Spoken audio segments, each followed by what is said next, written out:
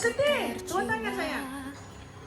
Sebab selepas ni kita tak jumpa Cik Narul lagi.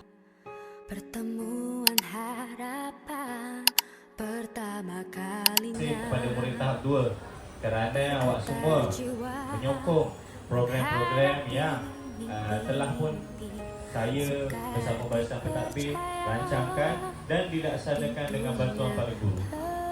Tahniah saya ucapkan.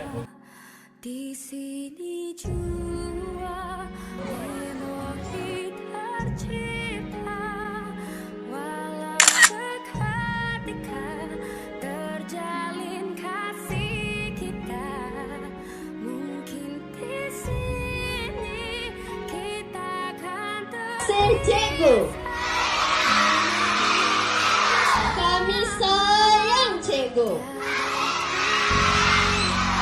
Okey, bagi kita bukan buat Cikgu Narul.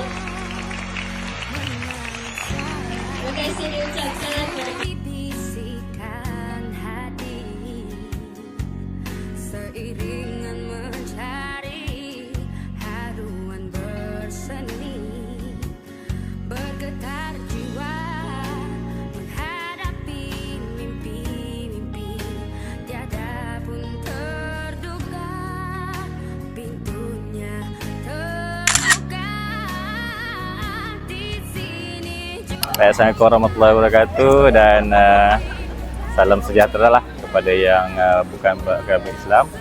Saya Narul Rizwan bin Narudin, mantan GPK Koko SK Sungai Tiram, mengucapkan selamat Hari Raya lah untuk semua warga Sungai Tiram.